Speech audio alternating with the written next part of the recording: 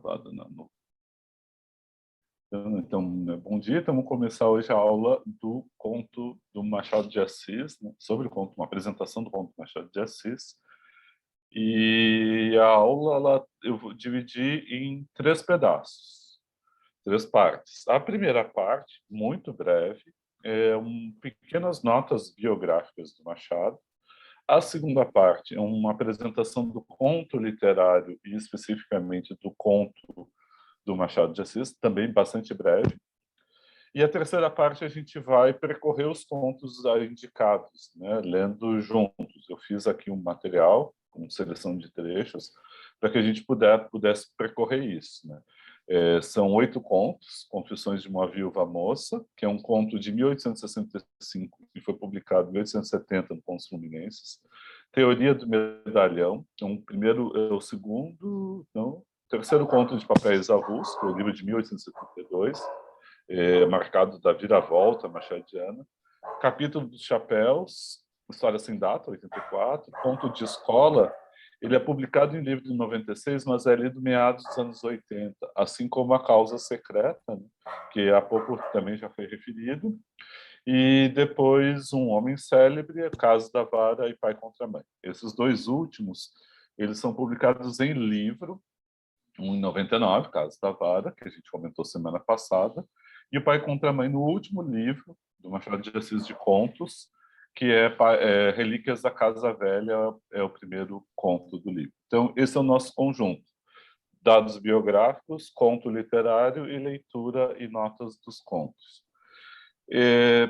O que eu quero já comentar antes de mais nada é que eu vou, né, assim que mandar para vocês o link da aula, tentarei mandar hoje mesmo, eu vou mandar o PDF que eu usei para as notas de aula, né? Eu vou transformar em PDF as anotações de aula, vão ser selecionados e mando junto com vocês e disponibilizo no Moodle as 2 coisas, tá?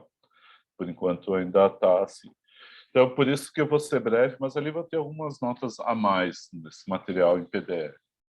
Por exemplo, por que eu achei importante colocar alguma nota biográfica do Machado de Assis? Pela seguinte razão, né? A gente tem, assim, Machado de Assis, na cultura brasileira, ele é considerado um dos grandes autores. Para alguns é o maior autor, outros dizem que é o Guimarães Rosa, mas normalmente tem uma disputa. Alguns chegam a dizer que é o Graciliano Ramos.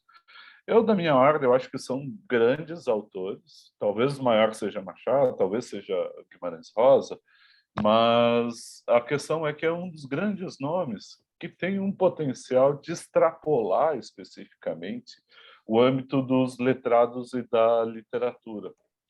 É visto como um grande ponto de chegada da formação da literatura brasileira. Lembrar que a literatura Brasil começa em 22, né?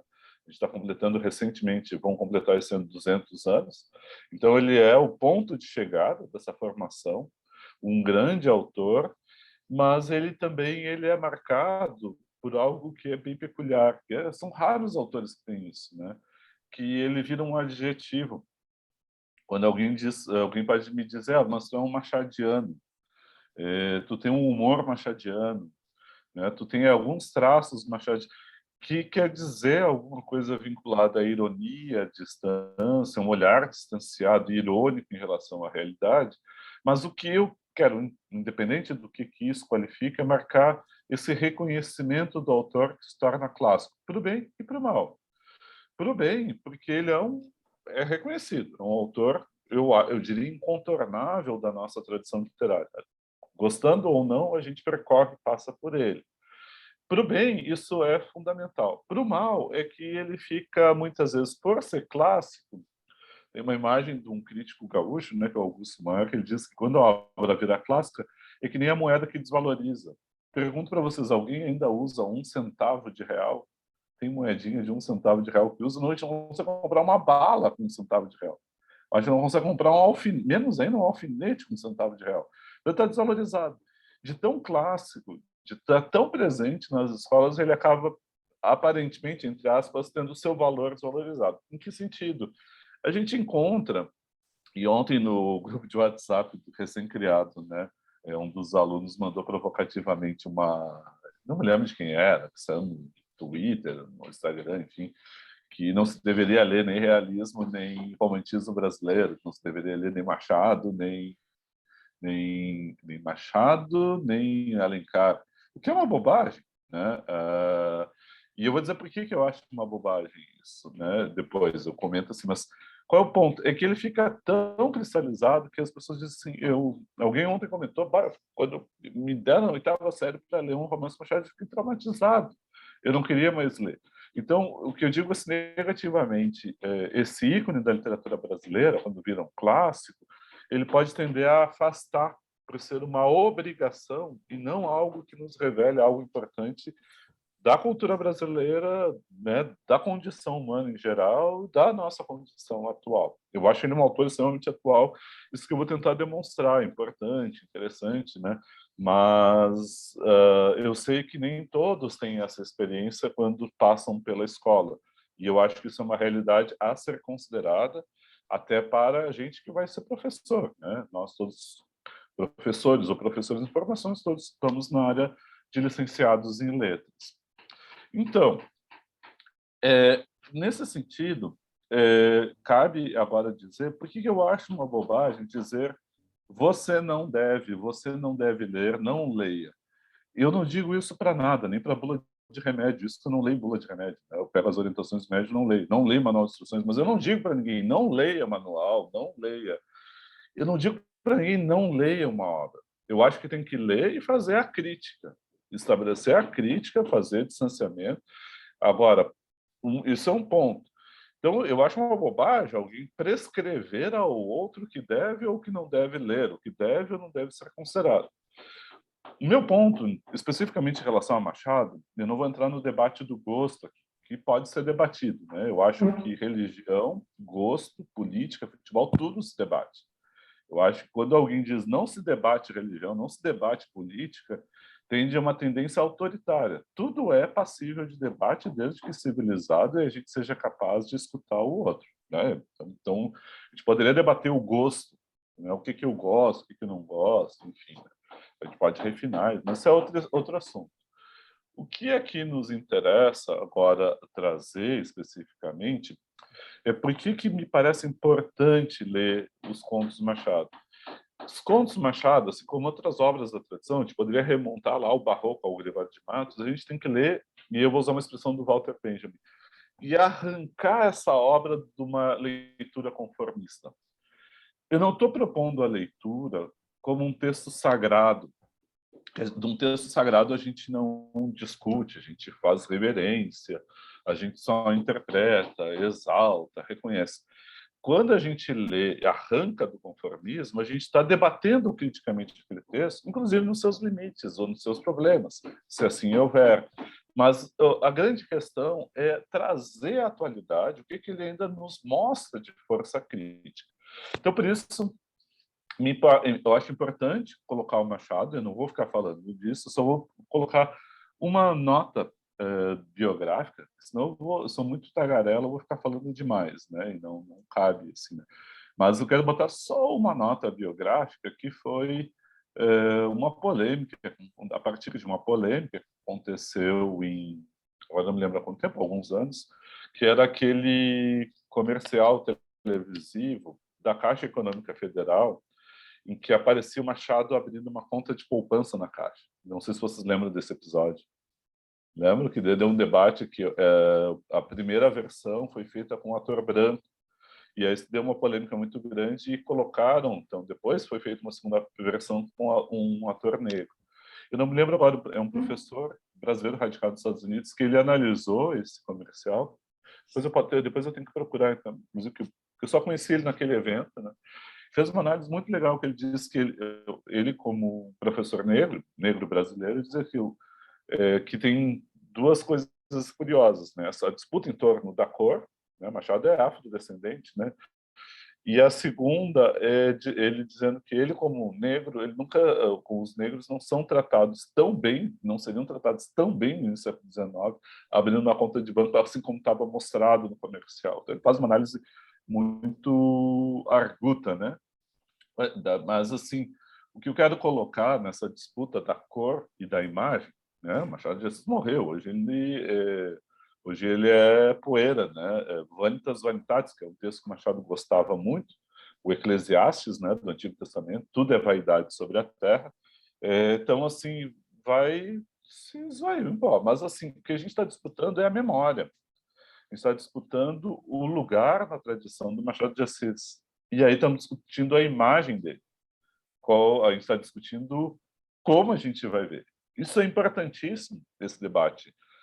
Não para fazer caricatura, né? Mas no sentido de dizer, sim, ele é um autor vivo. E o autor vivo é aquele autor vivo enquanto é atual para nós, enquanto nos diz respeito. Né? Então, quando ele está tocando ainda em questões que nos, digamos, ainda nos chamam a atenção atualmente. Né? Tem força. A gente vai ler a partir da nossa época, 2022, mas ele ainda vai ter força e vai nos dizer respeito. Então, ele é sempre um autor em disputa. Né?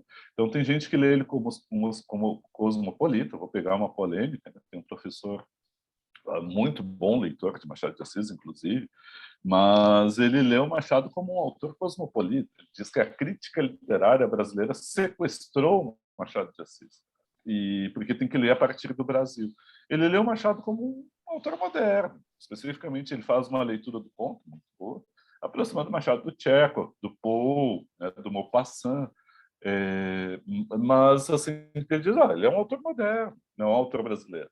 Então, tem uma polêmica de leitura que é muito legal de lembrar, de trazer, botar de pé. Né? Ele é um autor brasileiro, ele é um autor moderno, ele fala da condição humana, ele fala da condição humana no Brasil, ele trata dos problemas brasileiros, ele trata de problemas universais. Então, esse tipo de disputa ainda é viva hoje em torno do Machado. O Machado tem uma trajetória muito singular, né? Ele é um autodidata.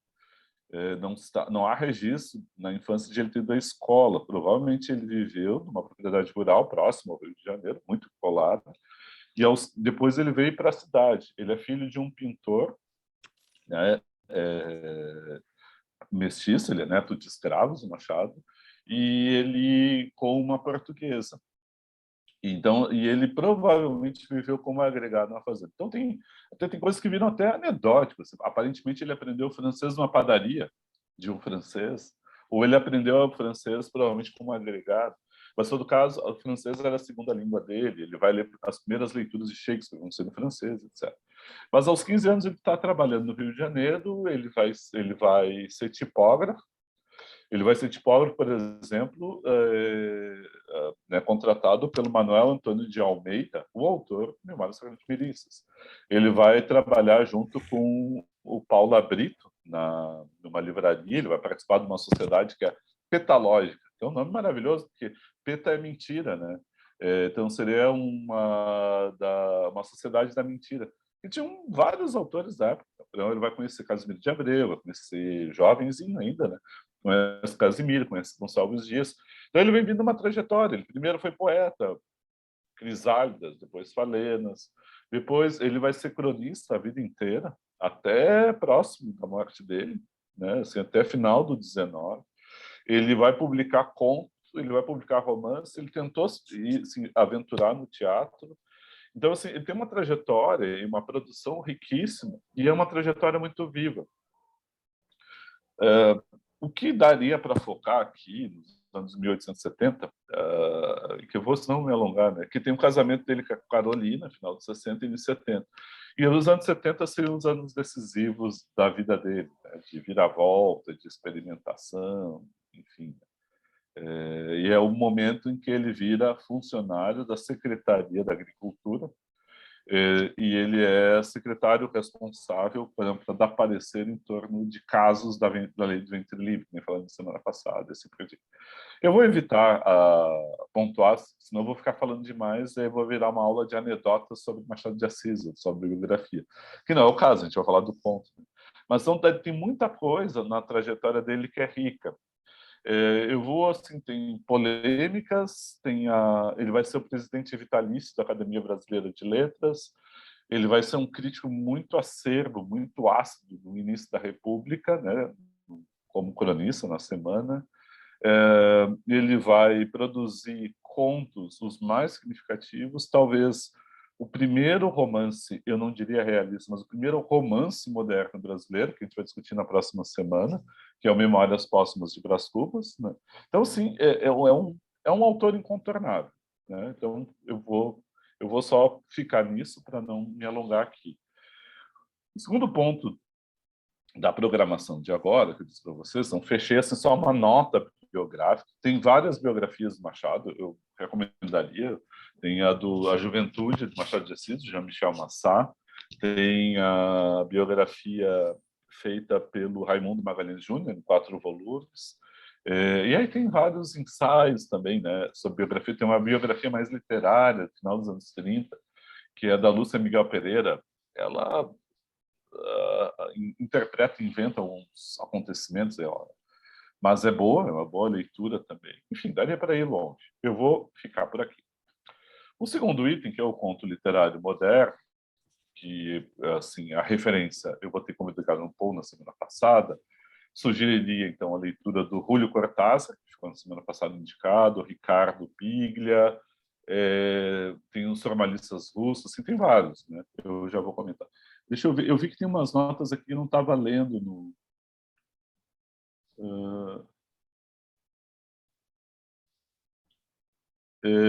que a Andriele está comentando, né? Tinha um outro comentário aqui. Isso, a questão dos contos eu acho muito bacana, a introdução dele na escola. E a questão do nome desses autores, posso, claro. E vamos fazer o seguinte, eu coloco o nome dos autores no e-mail, tá? E daí eu ponho a referência mais completa do conto. Mas a questão do Machado do Afrodescendente vocês vão ver no material, tem indicado um artigo que refere uma polêmica ali logo depois que ele morre em 1908, consagradíssimo, né? Bastante consagrado, e aí na morte dele, ele tem, eu acho, o Zé Veríssimo, que mostra que o Machado é mestiço. Na época usavam a palavra mulato, que hoje a gente não usa, porque é um termo, tem uma consideração depreciativa muito grande, né? E era usado de modo pejorativo. Então, tem todo um cuidado no uso do termo que eu acho importante sempre ter. O nome do artigo, vocês vão ver, é Machado de Assis e o mulato de, entre aspas, alma negra. E a autora, ela cita uma resposta que veio a isso, do José Veríssimo, que ele dizia, né, com todas as letras, né, que Machado de Assis, apesar do sangue estranho, ele gostaria de ser reconhecido por ter uma alma grega. Então, assim, para vocês terem uma ideia de como isso era complicado de aceitar. E como é importante a gente trazer isso à tona, inclusive nisso que fico em choque quando deram as fotos, que é essa expressão que a Andrea usou do choque, porque esse impacto mostra ainda hoje a dificuldade e a atualidade de tratar do Machado de Assis, destacando a dimensão dele como afrodescendente.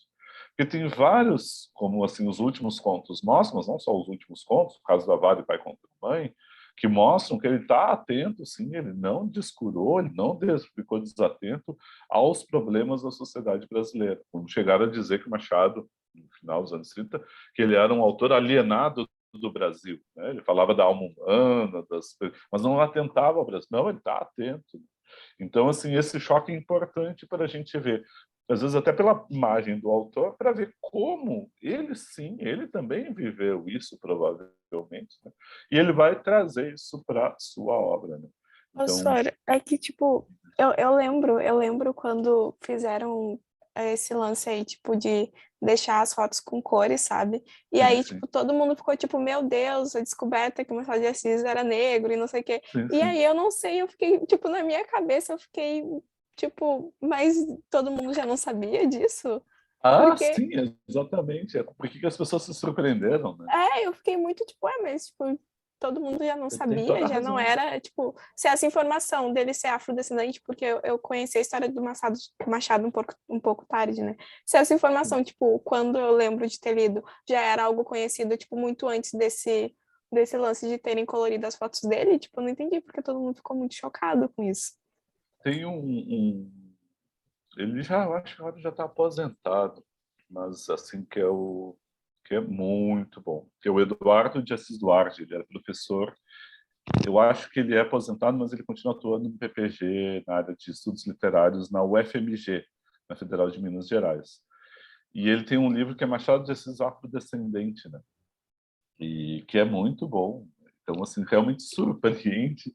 Isso que tu falou, surpreende que as pessoas não se deem conta. Machado de Assis, né? Ele é afrodescendente. Ele e assim como tem outros autores, né, que ficam a origem fica apagada. Assim, a gente pode pensar o Gonçalves Dias também. O Gonçalves Dias, não sei se vocês leram um poema em que ele é relegado amorosamente, claro, é um poema de romântico, porque ele era mestiço, ele era filho, né? Então assim, mas o Gonçalves Dias ninguém fala do Gonçalves Dias. Assim como eu acho divertidíssimo, por exemplo, que dizer, adoro dizer isso, né? Que o Alencar era filho do padre. Vocês sabiam disso, né? Que o Alencar ele foi filho do padre, não só foi filho do padre, como o pai dele, o padre José de Alencar, batizou o filho, os próprios filhos, e nunca deixou de ser padre. E foi senador da República. O senador José de Alencar era o pai dele, que foi um dos caras que articulou a maioridade do Dom Pedro II, né? Porque no Brasil tinha aquela função do padroado, que era eles eram vinculados à Sé, né, ao Vaticano, mas ao mesmo tempo eram funcionários do Império, né, funcionários e recebiam um soldo, né, do Império. Então aqui era mais livre para ver se disseminavam, aumentavam as comunidades religiosas católicas. Só que assim tinha muito padre com filho. Então, em suma, fazia-se uma espécie de silogismo lógico, né? José de Alencar é filho do padre. Todo filho do padre é uma mula sem cabeça. Logo, José de Alencar é uma mula sem cabeça. Né? Assim, então, é muito curioso que as pessoas... Por isso que eu digo assim, arrancar os autores da tradição, né, da conformista da tradição, é dizer, gente, esses caras, eles eram gente que nem nós. Olhando a foto do José de Alencar, a imagem, quantos anos vocês dariam para o José de Alencar?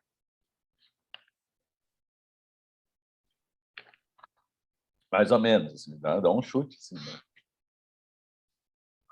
Vocês lembram a imagem do José de Alencar, aquela imagem icônica dele com o bar? Ai, gente. Pois é, ele não tinha nem 50 quando morreu. Ele não tinha nem 50 anos, né? E aos 40, assim, ele morre com 49 anos, 77. E aí uma obra gigantesca, só que dá uma ideia, assim, daquele velho. E nada contra os velhos, né? Nada contra ter, por exemplo, o Barba Branca, né? Não tem nenhum problema com isso. Mas a questão é tem que consagrar, não pode mais tocar, né? Enfim, então esse debate que a André trouxe é muito vivo, muito interessante e legal, realmente isso, que tipo de surpresa a gente tem em relação a isso. Gente, vamos para o segundo tópico agora, que é o tópico do conto. A gente comentou um pouco, a gente falou da natureza do trabalho semana passada, eu vou tentar ser mais breve, eu prometi ser breve, não estou conseguindo, mas eu vou me esforçar aqui para usar a apresentação mais breve, que é o conto literário moderno. O que é o conto literário moderno? Conto, e aí eu comentei, né, que no português a gente usa a mesma palavra, o conto literário, né, e o conto literário moderno, quanto para o conto popular, para todo tipo de conto. A gente não tem uma distinção, por exemplo, entre tale and short story, né? A gente não tem a distinção entre essa história que é contada oralmente, que vem da tradição popular, que é transmitida pela oralidade, que mais importa a narração do narrador em presença dos seus ouvintes contando uma história, do que o conto literário, que é o conto publicado que está vinculado à imprensa. É importante dizer que o conto literário é um fenômeno moderno, mundial e ligado à imprensa. Moderno, o conto como tal, a gente conhece hoje, publicado em livros, revistas, etc., etc., ele surge a partir do século XIX, vinculado à imprensa. É como se houvesse a necessidade de pensar uma forma nos limites de uma página diária de uma revista literária. É o caso do Edgar Allan Poe. Então, ele vai pensar a unidade da forma para ocupar a página. Tem um crítico norte-americano que ele mostra que o problema que o Poe resolveu era publicar uma história completa numa única página de jornal. E o que representa isso? Eu não tenho o autor contando a história. Então, ele inventa um narrador, ele inventa uma história completa nela mesma, que prescinde a presença do autor e do ouvinte, do narrador e seus ouvintes. Então, ele cria aquilo lá. Então, tem uma unidade. O conto, como tal, preserva sempre um núcleo narrativo. O que é o núcleo narrativo? É um personagem que age enfrentando conflitos, pode ser derrotado, pode superar, pode acabar no impasse, mas é um personagem que, em ação, que enfrenta conflitos num determinado lugar e tempo. Pode ser alegórico, pode ser realista, pode ser romântico, pode ser, mas não importa. Mas assim, esse é um núcleo narrativo que vai ter. Então, um narrador conta a história de um personagem que enfrenta conflitos, age para superá-los, enfrentá-los num determinado lugar e tempo. Esse núcleo narrativo é mantido, fortemente mantido. O que ganha diferença no conto literário moderno? É que o conto, como tal, ele passa a ser para a imprensa. Mais do que escrito, ele é publicado em veículos periódicos. Sei lá, né? A gente pega um jornal que tenha 3.000 leitores, que é um número pequeno, mas os 3.000 leitores, ou 10.000, ou 20.000, 100.000, eles não se conhecem entre si. Eles não compartilham a não ser a língua que permite compreendê-lo. Então, assim, aquele conto ele vai atingir uma diversidade de leitores tremendo e ele tem que ser compreendido. Agora, olhando do contexto agora para a forma, o que tem específico na forma do conto literário moderno? Essa autonomia da forma, ela é autônoma. Modernamente, ela é autônoma. Uma obra literária, uma obra de arte autônoma, ou seja, ela é como uma espécie de monumento que se preserva ao longo do tempo. Hoje, a gente ainda lê o mesmo conto do Edgar Allan Poe, escrito tal qual. Né? Claro, a gente pode ler em tradução, ou pode ler no original em inglês, mas, enfim, no original em inglês ele está tal qual. Ele foi publicado numa revista e republicado em vários livros, até chegar, gente, é o mesmo. O que muda é a nossa interpretação, mas é o mesmo. Isso é completamente diferente de um conto popular. Conto popular, o central é o narrar, é o contar a história. Então, ele é muito conciso, o que importa é a atualização a cada vez que o narrador conta para os seus ouvintes. E aí ele vai mudando, ele passa. Assim, tem fenômenos muito legais. Vou dar um exemplo, né, que é analisado pelo Luiz da Câmara Cascudo, que era um cara dos anos 30, enfim, dos anos 20, anos 30, amigo dos modernistas, ele também moderno por sua vez, né? Que ele fazia a recolha de contos populares. E nessa recolha ele descobre, por exemplo, que tem conto popular que tem aqui no Brasil, ele ouviu, ele pegou a informante dele, né, que passou, era uma ex-escrava chamada Luísa, que contou uma história, várias histórias, entre elas uma que era o Príncipe Amigo, é uma que eu gosto muito como exemplo, que é muito bem composta, né? Contou para ele a história do Príncipe Amigo e ele reencontrou a mesma história em Portugal, na França, na Inglaterra, na Alemanha, a mesma história. Pô, é um fenômeno. A mulher era uma ex-escrava, uma negra escravizada, como ela tinha sido. Depois da emancipação, continuou vinculado a uma família, trabalhando, e ela era uma contadora de histórias. E ela reproduziu uma história que estava presente na Alemanha, em alemão, na França, em francês, em Portugal. E aí ele repara que é a mesma estrutura, tem pequenas variantes, né? Mas como é que a transmissão se dá? Pela oralidade, né? Pela oralidade, e cada região vai adaptando. E mais do que isso, cada contador, ao contar a história, dá o seu ajuste. O conto literário moderno, ao contrário, ele é um conto autoral e ele se emancipa e se mantém firme no mesmo núcleo como uma obra autônoma sem alterações. Por que eu estou dizendo isso? Quando a gente olha para dentro, a gente vai ver escolha de narrador, o tipo de narrativa, o tipo de gênero discursivo é muito variado. A experiência é muito grande na composição de um conto. Pode ser uma carta, né? Eu posso estar escrevendo uma carta para alguém, pode ser fragmentos de um diário, pode ser um trecho de jornal, pode trazer trechos de jornal para dentro do conto, né? Aquele conto famoso do Edgar Allan Poe, o Crimes da Rua Morgue, tem citados. Ele é um conto mais até pesado de ler, porque tem vários trechos de jornal que a gente tem que ler. Né? Hoje podia ser um e-mail, exatamente, podia ser uma mensagem de texto, podia ser um monte de mensagem. Teve uma professora uma vez apresentou um conto que era escrito em tweets, uma sequência de tweets, assim, né? Mensagens postas no Twitter que foi conjuntado e montou um conto. O que acontece? Montei um núcleo narrativo, mas o gênero discursivo é variável. Então, é muito interessante pensar isso, porque as formas dos contos são as mais diversas possíveis. Mas eu só queria apresentar isso como problema, que agora a gente vai para a terceira parte, que é a dos contos. E aí, agora eu vou começar a compartilhar com vocês o meu arquivo. Não vai ser isso que vocês vão receber um limpinho. Vamos ver se vai funcionar o compartilhamento agora. Compartilhar tela. E cadê contos? Machado de Assis. Tá. Me digam se estão vendo, se está tudo certo. Se está boa a visão, né? Senão Dá para ver. Dá para ver só, tá bom. não está embaçado que nem da outra vez. Não, não, tá bom, professor. Tá bom. Ah, bem legal, que bom, que bom. Boa notícia. Eu estava bem preocupado, assim, já estava... Eu tinha preparei, digamos, duas sequências de aula, né? A sequência com o compartilhamento e a sequência sem compartilhamento. Então, vai um compartilhamento. Então, esse aqui é um arquivo que você encontrar as duas primeiras partes, aquela nota biográfica sobre o conto literário, e aí eu vou agregar aqueles autores, assim, que vocês pediram ali antes.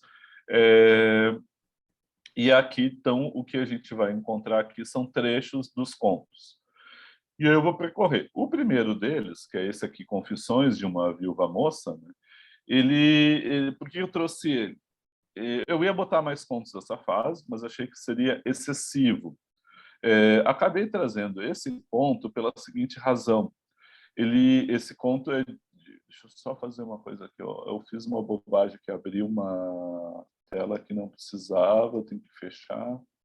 Eu fui abrir o meu roteiro de aula e acabei... Ele se fechou, não sei por quê.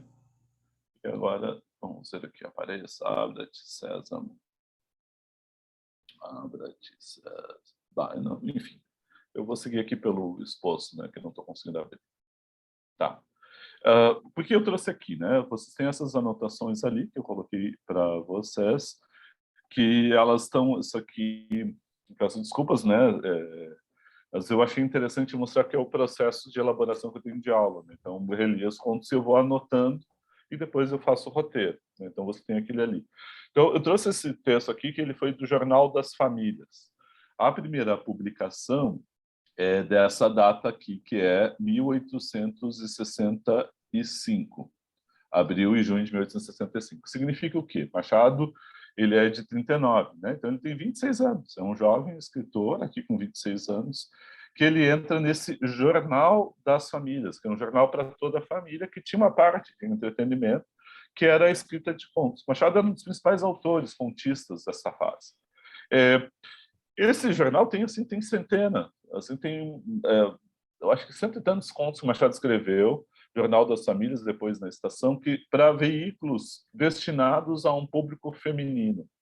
Então, isso é importantíssimo considerar. Esse conto aqui, em outros, gerou uma polêmica tremenda, porque ele foi publicado, ele é um conto... não vou me lembrar quem disse isso, não me lembro. Peço desculpas, eu realmente esqueci. Ele é um conto em fatias, não é uma definição minha, é uma definição que eu li, depois eu vou lembrar a fonte. É um conto em fatias. O que significa? Ele é publicado como um folhetim. Ele tem extensão de conto, a gente pode ler em 15, 20 minutos, mas ele é publicado a cada 15 dias no Jornal das Famílias, a sua edição. Então, ele é publicado em folhetim. O que aconteceu? Desde a publicação, logo no seu início, isso gerou uma polêmica também.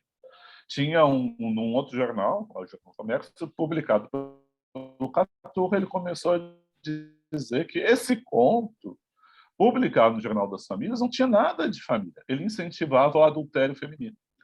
A ponto de um crítico, um bibliômano, né, que era o Eugênio Gomes, ele escreveu num livro, Machado de Assis e a Política, escreveu um ensaio sobre confissões e disse que a Eugênia, né, que é a protagonista, seria a nossa Bovary Mirim. Então, assim, seria a nossa Madame Bovary, né, que estaria. Com a grande diferença que em primeira pessoa. Agrega-se a isso que a gente está lendo o único conto do Machado de Assis publicado em primeira pessoa com uma primeira pessoa feminina. Ele nunca voltou a incidir nesse tipo de criação com uma narradora feminina. Então, é bem interessante considerar isso, porque a gente está falando de um escritor que é um dos melhores, assim, em termos de composição, né, em termos dos enredos, com figuras femininas, etc. Só que o único conto que ele publica com a primeira pessoa feminina é este aqui. Outras vezes ele faz uma terceira pessoa e faz o ponto de vista feminino, mas aí é diferente, é outra história, né? Depois a gente pode debater isso, mas é outra história. Então, essa é uma outra razão. O que eu fiquei com vontade era de, se alguém quiser fazer o trabalho dessa primeira fase do Machado de Assis, considerado um primeiro momento, né, da prosa machadiana, do conto, vale a pena, tem vários textos bibliográficos, eu posso indicar, tem o ex-orientanda que trabalhou com isso, que discutia comigo que não existia a primeira fase, existia uma continuidade, e aí depois eu posso indicar até o WhatsApp, o e-mail dela, ela pode ajudar vocês na orientação. Então, assim, agora eu vou comentar um pouco o conto, né? Eu vou ler o início dele, a abertura, porque ela é interessante. Eu vou ler aos saltos aqui. Então, começar assim, capítulo 1º. Então, já imaginem a voz da Eugênia dirigida a uma outra mulher, é uma interlocução feminina com a Carlota, né? Então, elas estão conversando. Reparem, eu vou tentar dar o tom da leitura, né? Há 2 anos, tomei uma resolução singular. Fui residir em Petrópolis, em pleno mês de junho. Essa resolução abriu largo campo às conjecturas. Tu mesma, nas cartas que me escreveste para aqui, deitaste o espírito a adivinhar e figuraste 1000 razões, cada qual mais absurda. Essas cartas, em que a tua solicitude traía, a um tempo, 2 sentimentos: a afeição da amiga e a curiosidade da mulher. A essas cartas não respondi, nem podia responder. Não era oportuno abrir-te o meu coração, nem desfiar-te uma série de motivos que me arredou da corte, onde as óperas do teatro lírico, as tuas partidas, os serões familiares do Primo Barros deviam distrair-me da recente viuvez. Essa circunstância da viuvez recente, acreditavam muitos que fosse o único motivo da fuga. Era a versão menos equívoca. Deixei-a passar, como todas as outras, e conservei-me em Petrópolis. Logo, no verão seguinte, vieste com teu marido para cá, disposta a não voltar para a corte sem levar o segredo, que eu teimava em não revelar.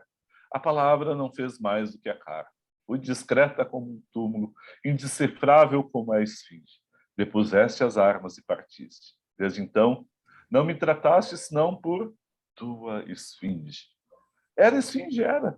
E se, como o Édipo, tivesses respondido ao meu enigma a palavra homem, descobririas o meu segredo e desfarias o meu encanto.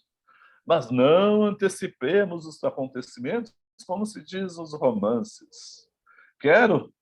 Perdão, eu até me distraí ali, eu vi que devia gravar audiobooks, eu ia ser uma zebra, porque me atrapalha, às vezes altero os trechos. Até me perdi na leitura. Pô, Larissa, essa foi boa. Desculpa, senhor. Não precisa pedir desculpas, isso aí achei ótimo, achei ótimo. Eu adoraria. Eu só vou fazer um parênteses. Agora, nesse verão, né, um sobrinho, que fazia um tempo que eu não via, ele lembrava que eu contava histórias para ele, para o meu filho, para minha filha. Sempre eu contava histórias lendo os livros e eu fazia as rosas. Então, para vocês terem uma ideia, minha filha, ela leu, ela é apaixonada até hoje pelo Harry Potter, né? E eu adoro Harry Potter. Assim, eu não sou dos que vai criticar o Harry Potter de jeito nenhum. E aí ele lembrava e disse que ele começou a ler porque ele ouvia as leituras com as vozes, né? E a minha filha não era alfabetizada quando eu comecei a ler o Harry Potter para ela. E assim, eu lia, e uma vez eu dava aula 1h30, né, pô? Aquelas coisas, se vira por 10 para sobreviver. Eu tinha dado a aula 1h30 e tinha passado correndo para almoçar em casa e ela pedia para eu ler um pedaço. Consequência, eu cheguei atrasado 15 minutos na aula porque eu perdi a noção do tempo, perdi a noção do horário. Eu fiquei lendo, tinha que... Imagina que ia sair sem ler o final do capítulo. Eu estava assim, curiosíssimo, ainda era o primeiro volume. Nossa, tá, mas vamos voltar, né, para a história, senão a gente vai desviar. Na História Sem Fim, lá do Michael Ende, que eu também recomendo, o livro é maravilhoso, é muito melhor que o filme, que diz assim, ele lá pelas vezes diz, não, mas isso é uma outra história que eu vou contar noutra oportunidade, né? Agora eu vou voltar para cá. Então, essa é uma outra história, depois a gente pode conversar sobre isso. Mas aí vem ele, é tempo, mas não antecipemos acontecimentos, como se diz nos romances, é tempo de contar-te este episódio da minha vida. E aí eu vou pular um parágrafo, diz ali, as minhas cartas irão de 8 em 8 dias. A maneira que a narrativa pode fazer, o efeito, isso é genial, efeito de um folhetim. Que é uma das coisas que relendo, eu fiquei, qual é a ideia do efeito do folhetim? Segundo ele, segundo a narradora, né, dou-te a minha palavra que has de gostar e aprender. Daí é gostar e aprender. E aí depois eu vou comentar já o conjunto, né, com todo o primeiro capítulo, vem assim, sabe que ganhei, e sabe que não ganhei só isso. Ganhei conhecer um homem cujo retrato trago no espírito e que me parece singularmente parecido com o de outros muitos. Já não é pouco. A lição de há de servir-me como a ti, como as nossas amigas inexperientes. Mostrar-lhe estas cartas são folhas de um roteiro que, se eu tivera antes, talvez não houvesse perdido uma ilusão e 2 anos de vida. E aí é prefácio de um romance, etc., um livro de verdades. O que eu quero pegar? Primeiro, tem desde o título uma ideia de confissão. Quando eu confesso alguma coisa, estou confessando para vocês alguma coisa, eu estou tirando um segredo que era meu, que eu nunca falei para ninguém, nunca tive coragem, e vou confessar para vocês. Normalmente eu não confessaria aqui para 40 pessoas nada de... não faria nenhuma confissão, né? Assim, não sou maluco, né? E não sejam malucos. Mesmo, enfim, todo mundo tem segredos, cada um tem segredo, isso é importante, né? É parte da condição humana não revelar tudo que vive no mundo interior para os circunstantes, né? Fora isso é loucura, né? Não façam isso de jeito nenhum. Mas, assim, então ela está confessando alguém para uma amiga íntima. Isso é uma estratégia narrativa muito legal, porque é uma carta confessional de uma mulher, a Eugênia, para outra mulher, ambas amigas, em que ela vai revelar o que fez ela, Eugênia, a se deslocar do Rio de Janeiro para a cidade de Petrópolis e se isolar, viver em isolamento durante 2 anos. Durante 2 anos, ela foi curtindo um luto. E olha a sacação que tem no conto. Ele é muito melhor. Eu acho que é um conto muito bom esse aqui mesmo. Com todos os limites, pode ser muito bom. Ela está curtindo o luto. Ela levou 2 anos para superar o luto. Mas o luto não é a morte do marido. Isso que é o genial. O luto é a perda do amor do outro, que é o Emílio, né? Já antecipando o nome. Então ela está em luto porque ela perdeu algo. A gente vive o luto porque a gente perdeu um objeto amado. Isso é a noção do luto. Pode ser um livro, pode ser uma pessoa, pode ser qualquer coisa, mas a gente vive uma dor. De um livro a gente vai viver 2 minutos e acabou, né? Mas assim, a grande questão é que essa dor pela perda não é do marido, é de um homem, mas o homem é o outro, né? Esse é a decifração dele. E é muito legal isso. E aí, só que o que ela faz? Ela vai dizer que isso aqui vai ser doce e útil, ou seja, gostar e aprender. Eu vou gostar da história, de fato a gente gosta, porque é uma história envolvente, mas ela diz também que é útil, que tu vai aprender com isso, tem aprendizado. Se o Marcelo lembrar, ontem no seminário de ensino a gente estava debatendo que é literatura e educação. A literatura ela é vista e às vezes até criticada como educativa. Muitas vezes, e eu acho que é um pouco às vezes o equívoco, assim, onde é que a gente acaba aprendendo ao ler esse conto? O que a gente aprende na leitura? Muitas vezes não é a moral da história, né? É a lição, os homens não prestam. Isso eu concordo, mas ninguém presta cá entre nós, nem homens, nem mulheres, né? Eu acho que ninguém presta. Mas, assim, Isso é uma boa lição, né? Provavelmente isso ela aprendeu. Mas ela tem uma coisa a mais, ela passou a ser, que é uma das condições, uma jovem viúva, vestida de preto, imagina, assim, destaca ainda as virtudes. As viúvas mesmo, passado o luto, tinham que andar preto, que deve ficar bem bonita. Uma jovem viúva, com autonomia para gerir os seus bens, não tem filhos, e pode circular no Rio de Janeiro. E ainda mais, superou a dor e aprendeu com a enganação dos homens. Então, agora ela pode fazer gato e sapato dos demais, sabendo que os homens não prestam. Então, agora sim ela vai virar uma viúva desfrutável. Perdão, isso está sendo gravado. Eu não disse isso. Isso abre, se você achar as pessoas são uma ironia que estou fazendo, tá, gente? Por favor, né? Não vão achar que eu estou incentivando o adultério junto com o Machado aqui, né? E, e, enfim, mas tem essa questão do aprendizado que é uma pergunta genial, né? Depois tem o segundo capítulo, não vou falar, né? Era no tempo do meu marido, que é o primeiro episódio aqui do teatro, né? Ele usa só a expressão que relembra aquela do Manuel Antônio de Almeida, né? Era no tempo do rei. Então, quer dizer, o que regia, o registro que rege a história, né? O registro que define essa história é a presença do marido. Então, tem uma história anterior da narração que a define, que é a presença do marido. Agora, ela é uma mulher sem marido, ela é uma viúva, que passa a definir uma autonomia de voz que talvez ela não tivesse antes, né? Então, assim, eu só vou pedir um segundo, eu vou fechar aqui a câmera 1 minuto e o vídeo só que tocar a campainha, já volto, tá?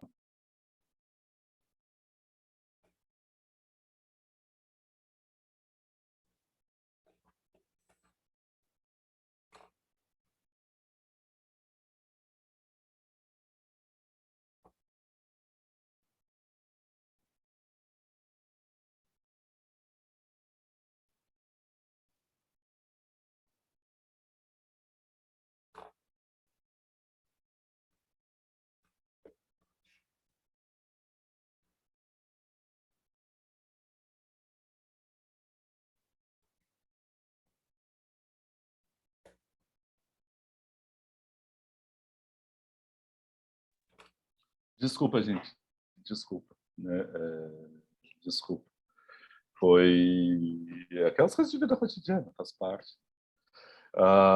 Mas, enfim, daí o capítulo 2, né, que tem um dado que eu queria trazer aqui, que é esse que está grifado, né? Se meu marido tivesse em mim uma mulher, se eu tivesse nele um marido, minha salvação era certa.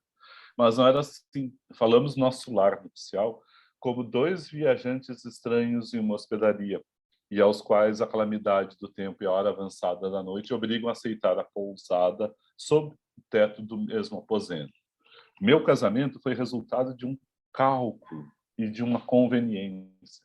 Não inculpo meus pais, eles cuidavam fazer-me feliz e morreram na convicção de que eu era. Eu podia, apesar de tudo, encontrar no marido que me dava um objeto de felicidade para todos os meus dias. Bastava para isso que meu marido visse em mim uma alma companheira da sua alma, um coração sócio do seu coração. Não se dava isto. Meu marido entendia o casamento ao modo da maior parte da gente. Via nele a obediência às palavras do Senhor dos Gênesis. Então, ela tinha a ideia do dever, propriamente dito, né? No casamento, mas ela não tinha.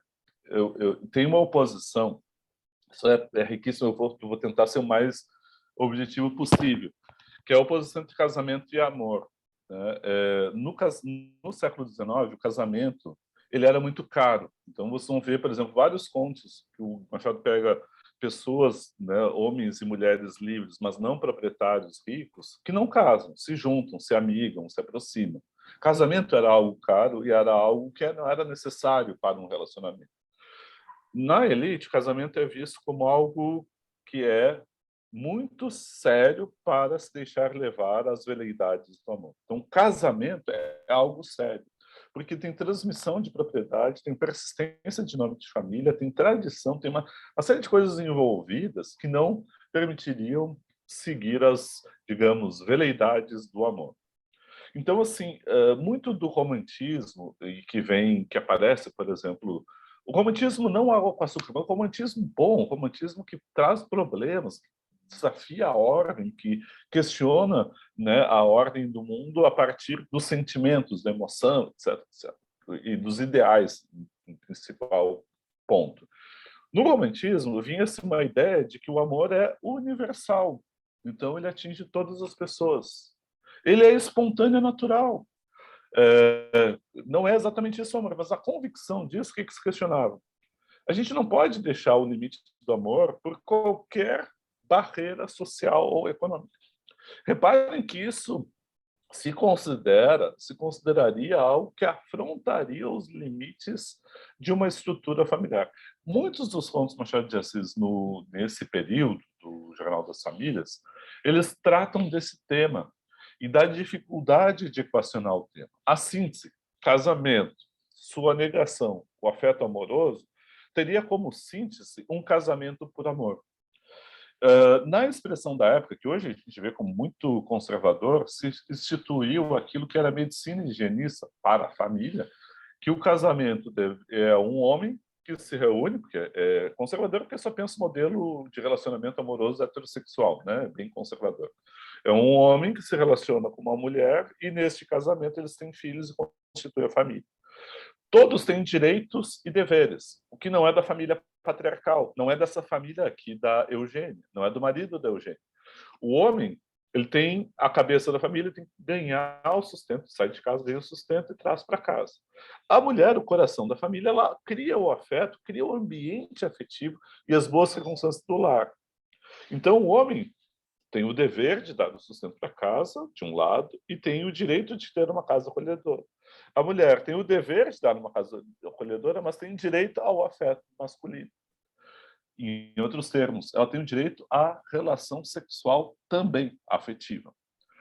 Vocês lembram que no naturalismo começa a aparecer aquelas mulheres, entre aspas, histéricas?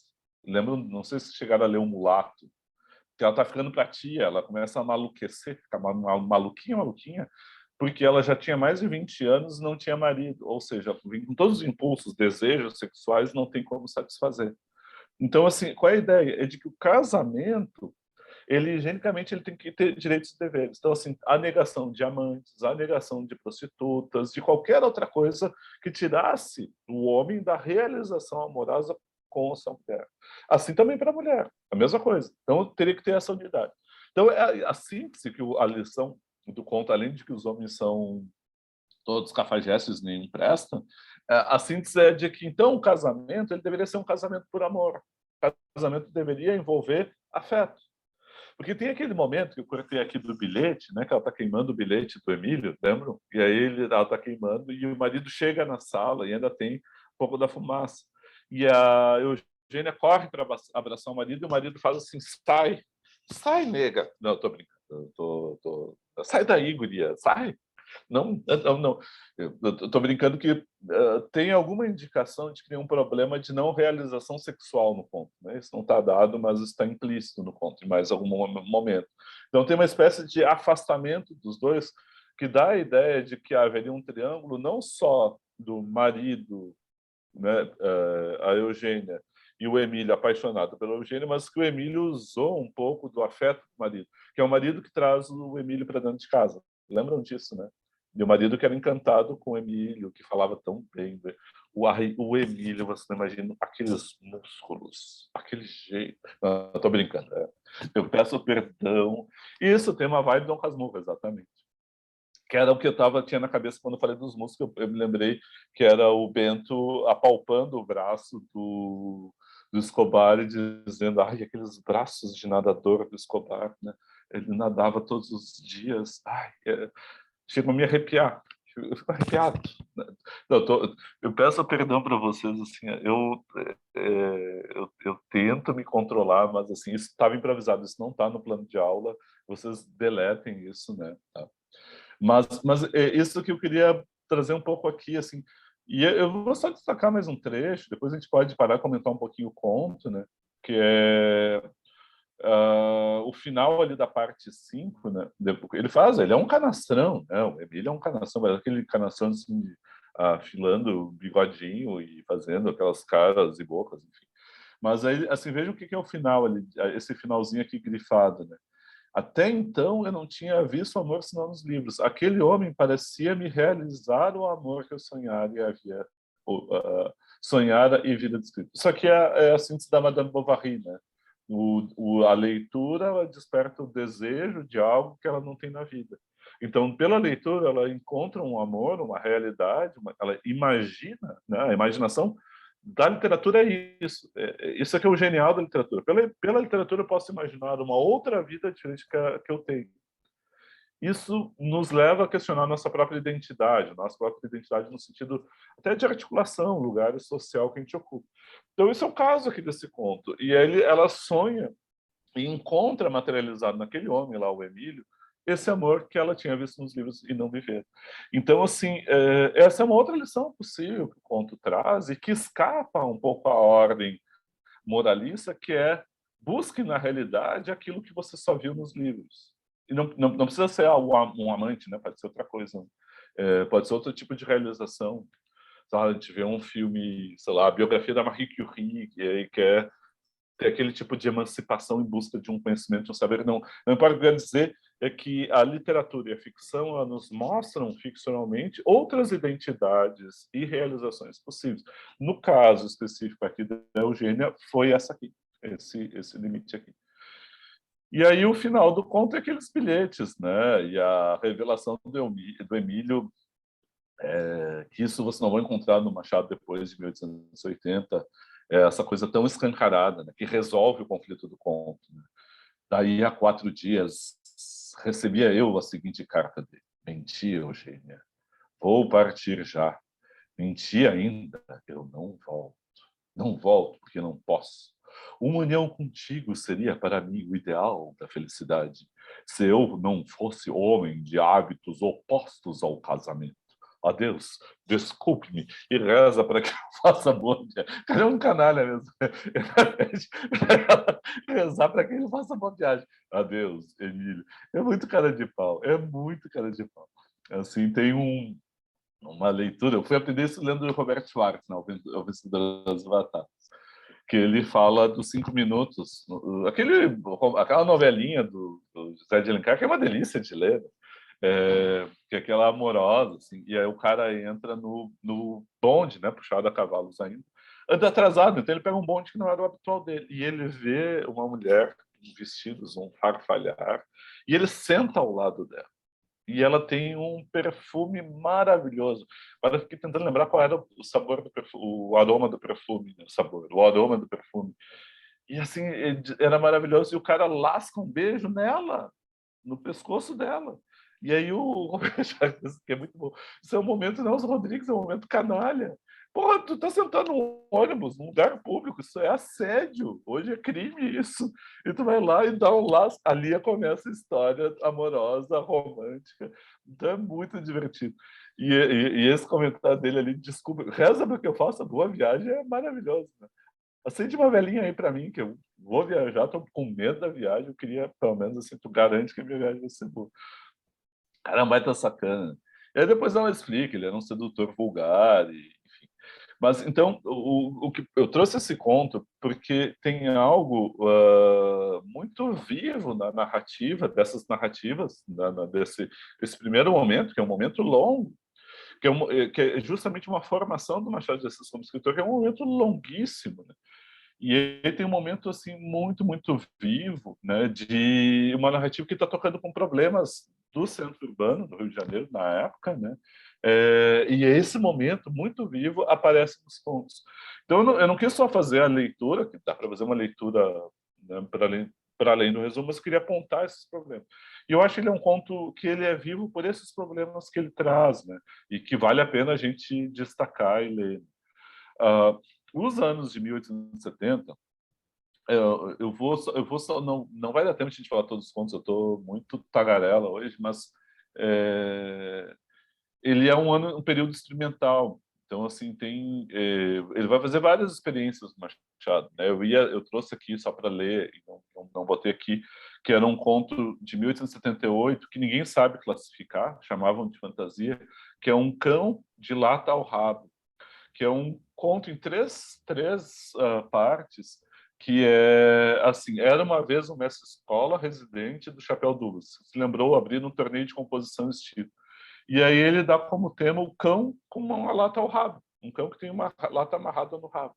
E aí pede para as pessoas escreverem. E aí os três primeiros são estilos: estilo antitético e asmático, o estilo abiovo e o estilo largo e clássico. E é uma piada o conto, né? É uma grande piada. E o Machado foi brincando, ele fez a filosofia de um par de botas, a história da boceta, de uma coisinha de rapé, né, um pequeno em diálogo. Enfim, tem várias experimentações formais muito agudas, né? E isso nos anos 70. E a gente aí passa nos anos de 1880, já com esses contos que estão em papéis avulsos, já você leram, por exemplo, Teoria do Medalhão, né? Leram, que isso é das leituras obrigatórias, né? Tem o Teoria do Medalhão, que eu não vou comentar aqui, eu só vou trazer um final dele, né? Que passa o estilo. Bom, o filho, as lições de um pai para um filho ser medalhão. É uma coisa curiosa. O que é o medalhão? É difícil de definir, porque não é uma profissão, é um modo de se colocar no mundo. E esse modo de se colocar no mundo, que pode ser em qualquer profissão, é o que ele vai dando. Quais são a gente poderia ler hoje, como fazer para se tornar... exatamente, ele é muito atual, Adriano. Como fazer para se tornar um medalhão hoje. Só que são lições atuais, extremamente atuais, né? Em que a pessoa ela é pura exterioridade. Por isso medalhão, porque ele só tem uma face. Ele não tem uma outra face escondida por trás, né? Então, qual é a lição do pai? É para o filho ir apagando por inteiro a sua interioridade. Reparem o que o pai diz do filho logo na abertura, né? Assim, vai dar a lição, fecha a porta, né? Fecha a janela, fecha a porta, a janela, etc. Aqui, ó, meu filho, se não me engano, tu és dotado da perfeita inópia mental conveniente ao uso deste ofício. Eu botei aqui, depois no documento vocês vão ver, inópia.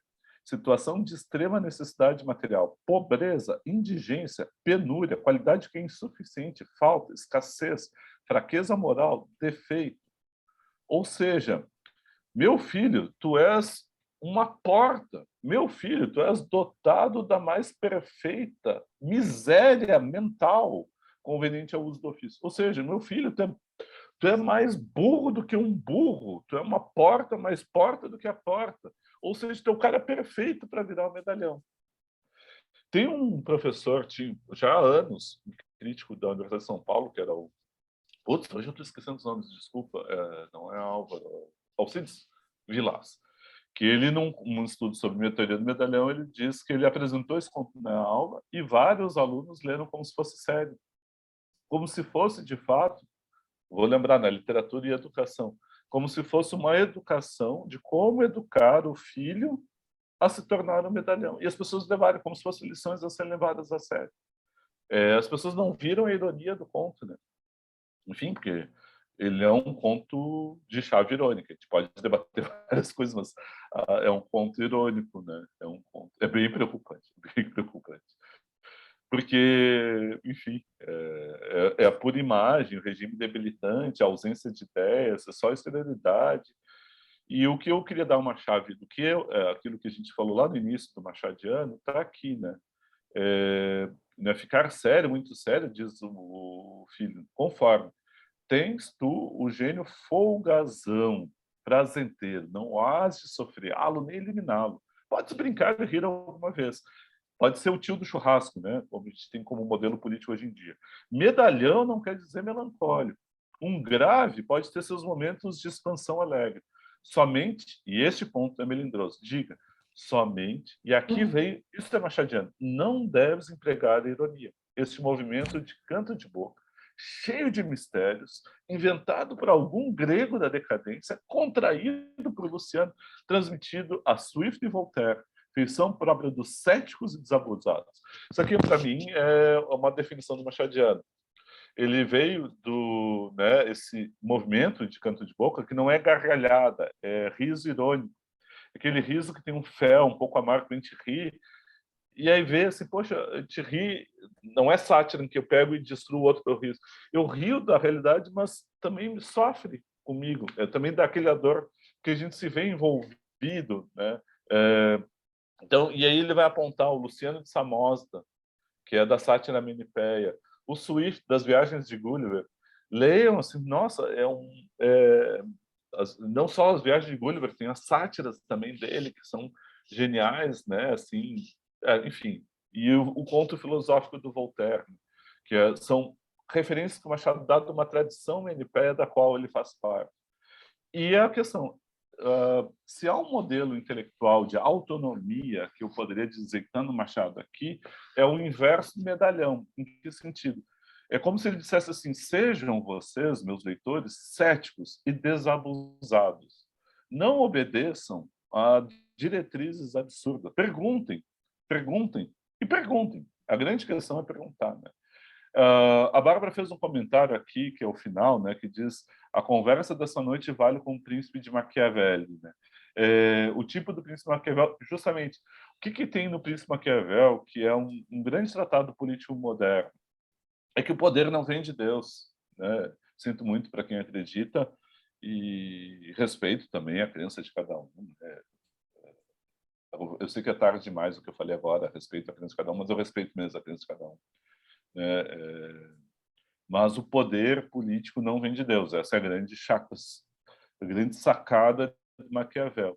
Né? O poder ele vem das relações entre os homens, as relações de poder, esse poder. E ele vai dar as estratégias materiais para que o príncipe, aquele que detém o poder, se mantenha, possa não apenas alcançar o poder, mas se manter.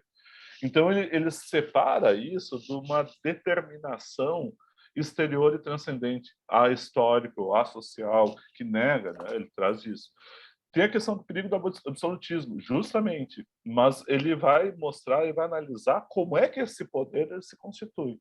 Ele não vai dizer, se você ficar esperando que, ajoelhado, rezando, vá alcançar o poder, ou vai se... Não é isso, são relações sociais e materiais que definem isso.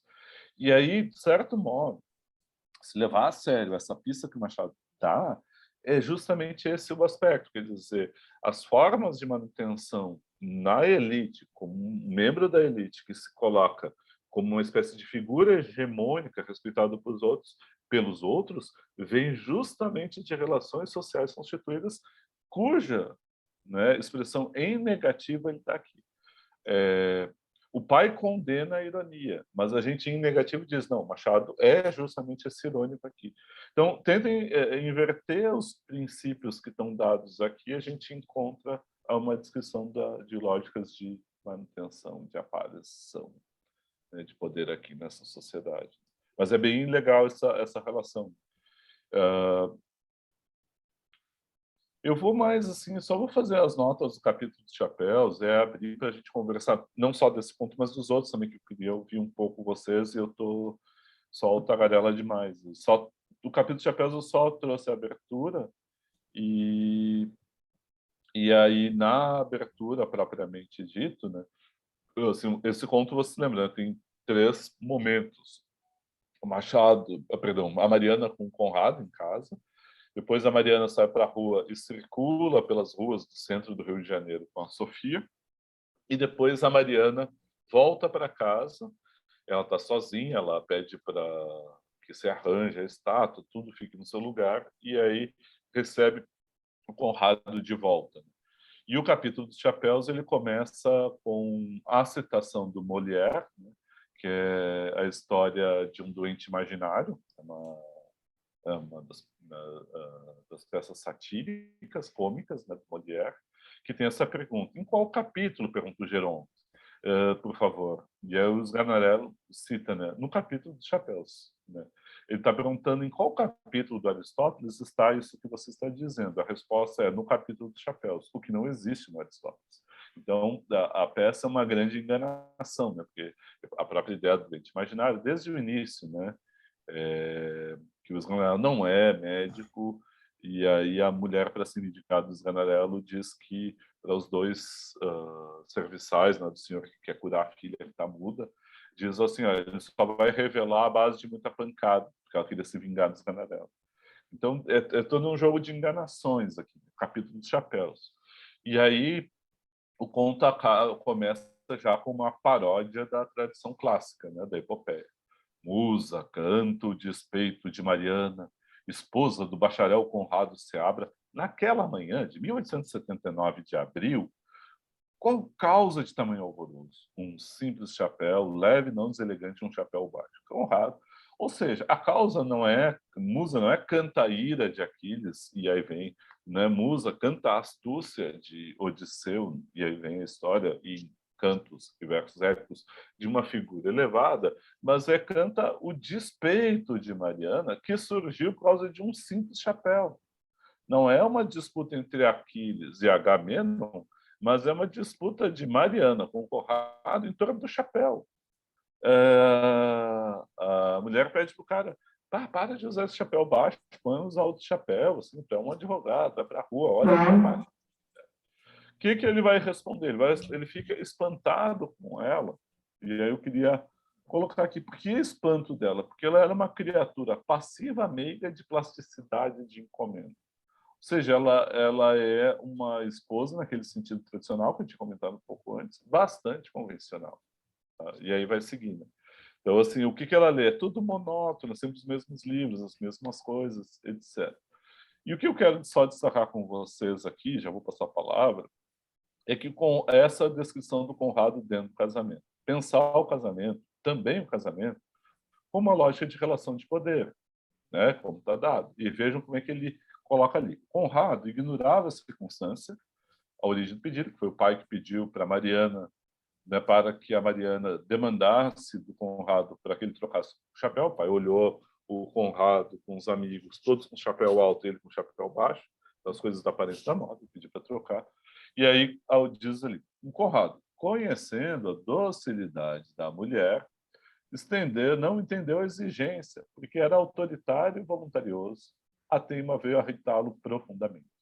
Conteve-se, ainda assim preferiu mofar do caso. Falou-lhe com tal ironia e desdém que a pobre dama sentiu-se humilhada. Mariana quis levantar-se 2 vezes. Obrigou-a a ficar. A primeira, pegando o pulso, a segunda subjugando-a com o olhar. Repare a figura. A Mariana vai levantar, ele pega o pulso dela, aquela coisa, pega o pulso e senta, e a segunda com o olhar. Deve ser delicado, deve ser educadíssimo, mas só com o olhar, mas autoritário. Olha, Yaya, tem uma razão filosófica para eu não fazer o que você me pede. Nunca lhe disse isso, mas já agora confio-lhe tudo. Mariana mordia o lábio sem dizer nada. Pegou uma faca. Essa eu acho muito boa. Pegou uma faca e entrou a bater com ela devagarinho para fazer alguma coisa. Mas isso mesmo não consentiu o marido, que lhe tirou a faca delicadamente e continuou. A escolha do chapéu não é uma ação indiferente, como você pode supor, é regida por um princípio metafísico. Não cuide que quem compra um chapéu exerce uma ação voluntária e livre. A verdade é que obedece um determinismo obscuro. Eu vou pegar um trechinho aqui disso. Você nunca leu Laplace?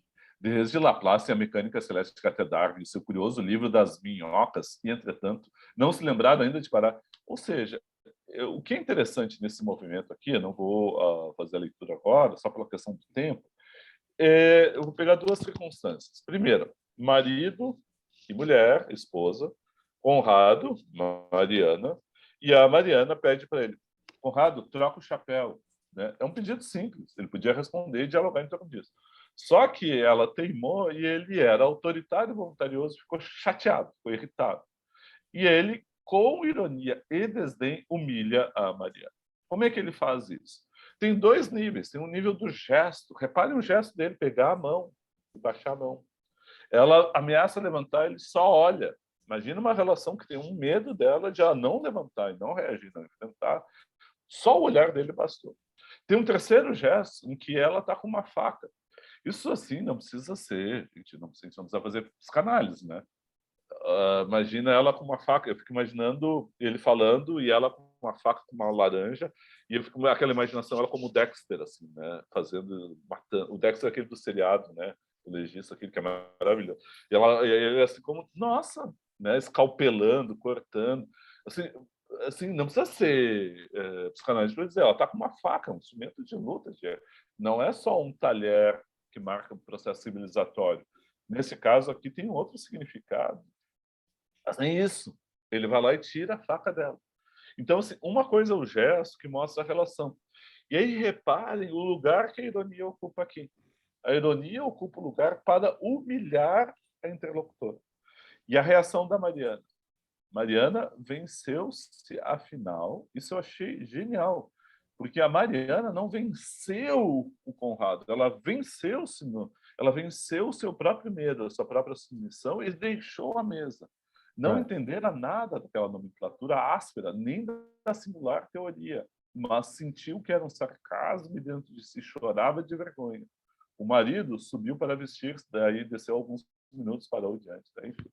Aí, a partir daí que ela vai embora, e vai buscar e vai fazer uma espécie de périplo, né, junto com a Sofia, que é aquela que traz o conhecimento, mas eu vou ficar só na abertura. O que eu acho interessante? Ela venceu-se e ela tem algo. Ela não entendeu, mas ela percebeu o sarcasmo, né? Ela percebeu a relação de humilhação. Então, assim, eu vou parar aqui, mas assim, só para fazer o contraste, que é, a gente tem lá, né, Confissões de uma Viúva Moça e uma Concepção de Casamento. Aqui a gente tem aqui uma outra apresentação do casamento. E aí é legal fazer o contraste e discutir. Tem vários outros contos, né, do Machado nessa hora. Dos demais contos que a gente tem aqui, quero só apresentar, se eu consigo, não estava deixando, deixa eu parar, interromper o compartilhamento aqui. Só vou comentar, tá, parou o compartilhamento, agora vai voltar. Eu consigo abrir, mas ainda não. Só quero, eu vou dizer duas palavras, eu nem vou abrir o conto, porque senão eu vou me alongar. Um que é a conto escola, que é aquela relação da criança, que é um narrador que diz que não era um menino de virtudes, e o aprendizado final dele é delação, né, corrupção e delação, né? E é interessante porque é a relação de poder do professor com o aluno, do pai com a criança, que é mediado pela violência física, né, pelo castigo físico. No caso lá era a vara, não era a vara de vermelheiro, como é no caso da vara, mas é a palmatória, que é assim, que tem 5 olhos, né, 5 buraquinhos que batem na palma, elas fazem a sucção e tiram e machucam mais. A causa secreta, que alguém comentou já, não comentou, que ela é próxima das, eu não me lembrar a expressão, não era bizarra, mas de algumas expressões ficcionais do Edgar Allan Poe, e é comparável ao barril de amontilhado. Né? O que descobre? Tem a grande cena, aquela cena do rato, né? A descoberta da causa secreta, quando o Garcia ele estaca. Ele entra na casa, a Maria Luísa passa, porque ele era apaixonado, um amor contido e não realizado. Né?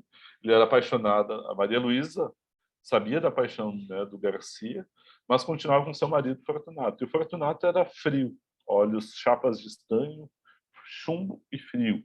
Então ele tinha uma frieza muito grande. Era um cidadão renomado, respeitado, mas frio. E aí, quando o Garcia está chegando na casa dos dois, na casa do Fortunato, seu sócio, e a Maria Luísa, vem a Maria Luísa correndo lá de dentro. E a Maria Luísa vem correndo dizendo, o rato, o rato, o rato. E ele vem e estanca, né, ele estaca, perdão, a porta do escritório e vê o Fortunato. E esse é um momento sensacional, porque ele está esquecido de si. Ou seja, é um momento em que ele tem as teclas da sensibilidade trocadas, ele é um Calígula, né? É como se ele fosse um Calígula, onde o prazer dele, como se for uma sonata, uma grande obra de arte, uma peça, um grande o prazer dele vem não das coisas que seriam habituais, mas vem da tortura. Vem de provocar a dor e o sofrimento do outro. Ele frui como se fosse fruição. É como se fosse uma fruição estética. Não deixa de ser uma fruição estética. Só que é uma fruição perversa, porque ele frui com a dor do outro. Aí lembro que ele vai descendo o ratinho. E o Machado descreve de um modo tão detalhado que faz o leitor ficar na posição do Garcia. E, de certo modo, a gente acaba tendo uma espécie de fruição daquela violência do Fortunato. E aí, assim, mesmo sem ter a palavra ainda do sadismo, tem algo, né? Mesmo que não diga, porque talvez não tivesse a palavra, né, colocado, ele tem esse universo do sadismo, ele tem essa fruição com a dor alheia, né? E depois, no final do conto, tem uma coisa do espelho, é bem especular, né? Troca o ponto de vista depois dessa cena, volta à cena de abertura, em que eles estão sentados, uma cena burguesa comum, né? A Maria Luísa fazendo crochê, eu acho, agora me fugiu. O Garcia à janela e o Fortunato, né? O Garcia mexendo as unhas, o Fortunato olhando distância. E aí o narrador diz: aconteceu algo tão grave, que é a cena do rato, que eu vou precisar voltar às origens. Aí ele conta toda a história.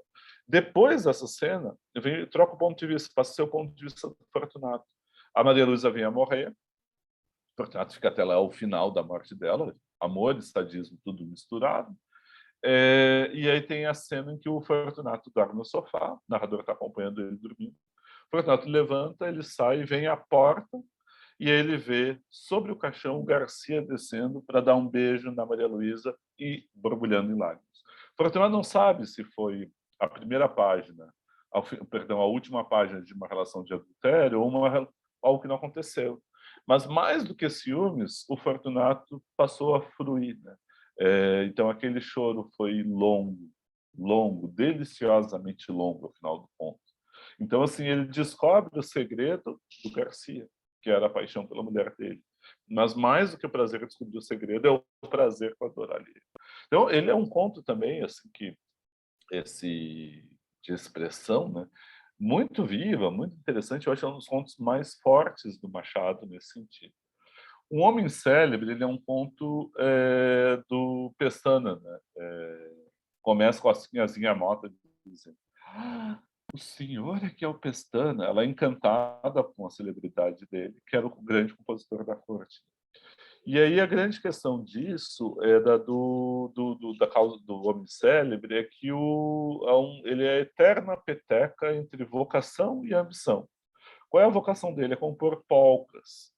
Essas polcas seriam um tipo polca machixe. Vocês vão ver que eu vou botar no material um link para uma apresentação. Eu não conheço nenhum grupo, mas é uma polca machixe, é um machixe da Chiquinha Gonzaga, que ela cantou na frente do Hermes da Fonseca, se não me engano, numa cerimônia já no início do século XX, e que provocou escândalo. Porque o machixe é uma dança, né? Então, vocês reparem que quando ele compunha machixe, a vocação dele é a polca machixe, a polca, né? Ele não só, a musa desse, ele não só compunha, mas como compunha e bailava e assobiava a um só tempo. Ou seja, é uma música para o corpo inteiro. Não é uma música para ouvir sentado, contemplando, o corpo parado, e ficar só um dos sentidos isolados, isolar o sentido da audição, para fruir a música. Não, é o corpo inteiro, é o prazer inteiro. É dançar, tem uma embriaguez. E ele era o compositor de palco mais celebrado do Rio de Janeiro. Só que qual era a ambição dele? A vocação dele é essa. Qual é a ambição dele? É compor uma música clássica. E aí é uma música clássica a modelo de Chopin, de Mozart, de Beethoven, né, Schumann, Bach, né? E aí é uma tradição europeia que ele deseja. Então ele tenta, ele trabalha lá, mas ele não consegue. Ele sofre. E aí é essa tensão que o conto traz. Aí tem vários desdobramentos de análise, né? Assim, vai desde a origem dele, que ele é filho do padre. Você lembra aquele parágrafo que diz que dizem as más línguas que o padre transmitiu para ele não só o gosto da música pelo ensinamento, mas também pelo sangue. Então tem uma coisa assim bem de fofoca, né, que vai sendo por ali. Então é fabuloso o conto, depois a gente pode comentar mais. E o caso da Valha, o Pai contra a Mãe, que são os contos em que o Machado expõe diretamente a escravidão. O caso da Valha a gente comentou semana passada, e o Pai da contra a Mãe eu nem vou comentar agora, mas assim, são contos que expõem. Eu tentei organizar uma trajetória de contos para dar uma ideia do percurso. Eu peço desculpas realmente para vocês, que eu alonguei demais, já meio-dia, porque realmente é um assunto que me entusiasma. A gente poderia ficar falando aqui, eu falaria mais 2 aulas sobre cada um dos contos, e eu sei que não cabe, né? Mas assim, é fabuloso. Ah, bem lembrado. Quem foi que lembrou? A Larissa, que lembrou o Passeio Noturno, do Rubem Fonseca. Vale a pena E essa comparação, né? Causa Secreta, Barril de Amontilhado e Passeio Noturno. É perfeita comparação. E o Rubem Fonseca, especialmente nesse livro que está o Passeio Noturno, que é o Feliz Ano Velho, Feliz Ano Novo, perdão, Feliz Ano Velho é o livro do Marcelo Rubens Paiva, né? Feliz Ano Novo, porque tem vários, ele vai mudando o tipo de narrador e é um livro que dialoga muito com Machado de Assis, muito machadiano, eu diria. Eu diria que é o livro mais machadiano do Rubem Fonseca. Bela lembrança. Esse é um trabalho, Larissa, assim, que tu poderia fazer, pegar os dois contos e comparar, né? Pegar Passeio Noturno 1, Passeio Noturno 2 e comparar aquele personagem ali com o Fortunato, né? Essa questão dessa perversidade social, né? Assim, eu acho que seria dar um belo trabalho. Esse trabalho eu acho ótimo. Assim como uma comparação com o Poe, né? Quem quiser fazer. Tu que deu a dica, né? A Larissa me agradece pela dica que ela mesma deu. Eu que te agradeço, né, Larissa? Não tinha nem lembrado do Rubem Fonseca. Acho, nossa, assim, super vivo, super boa lembrança. É que eu não pensei em fazer o trabalho. Aí, obrigado pela dica de fazer o trabalho com sim, isso. sim. Sim, mas vale a pena. Mas, de repente, se aparecer outra coisa interessante, vale. Né? Assim, eu acho que vale a pena. Questões, a gente pode ficar, se vocês quiserem, a gente fica mais uns 10 minutos. Eu sei que eu excedi o tempo de vocês, né? Mas se quiserem, a gente pode ficar mais uns 10, 15 minutos. Professor, já falando sobre os trabalhos, posso fazer uma pergunta? Pode, claro, Marcelo. Eu estava vendo tempo mínimo ali para caso de vídeos e podcast. Tá, eu só vou fazer um pedido, Marcelo. Eu vou parar de gravar, porque agora vem as perguntas. Daí, para não ficar tão longo lá, pode ser? Sem problemas. Deixa eu só pegar aqui. Aí a gente já te responde. Interromper a gravação.